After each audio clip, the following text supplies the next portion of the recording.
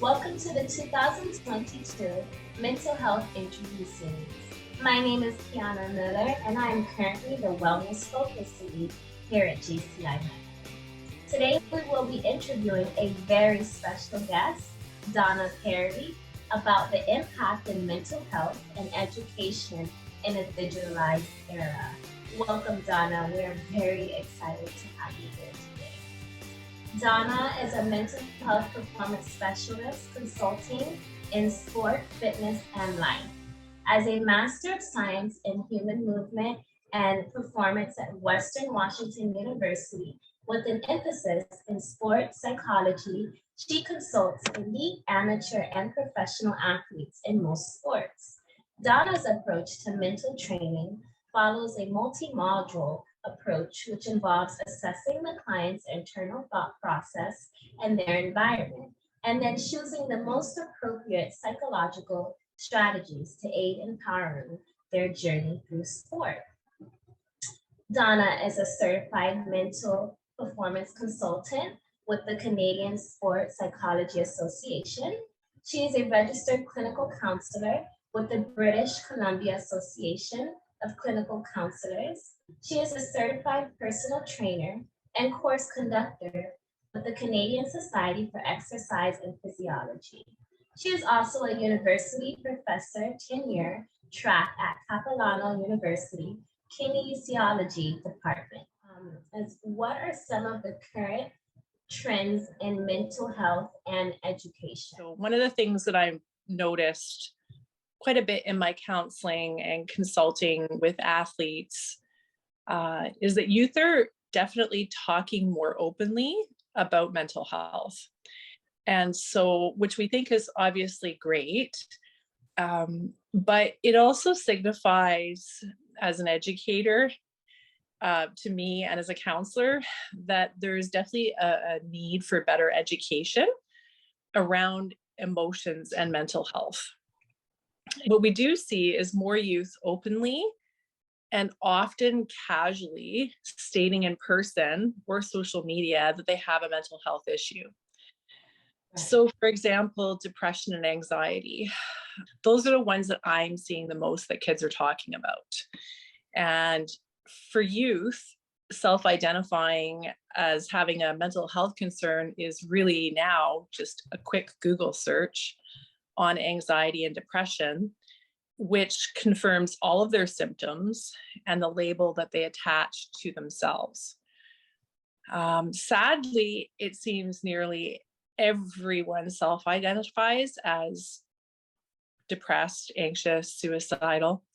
And they all say, that, they're having these emotions, which I think a lot of the time they're not necessarily fully aware of.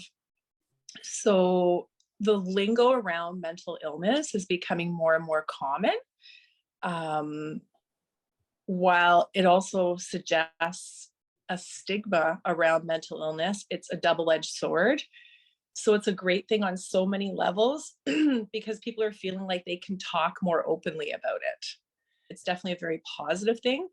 But I also think it's really become oversaturated and kids really don't know a lot of the time what depression is and what anxiety really is.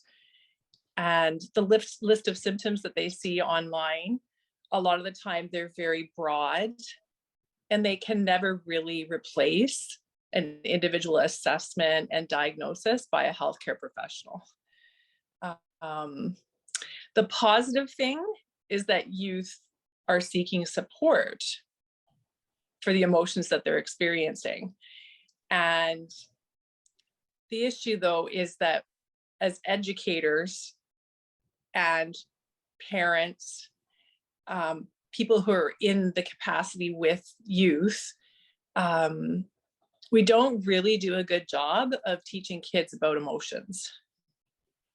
And so that's a really big piece when we think about, what is influencing children to think or believe that they have, a pathological disorder. we put this idea out in society and on social media that everybody's happy-go-lucky all the time, right? And that when we're feeling down or sad or angry, right, or even tormented inside, that something's wrong with you. And so I think we need to do a much better job at educating people on their emotions and how their emotions influence their everyday life.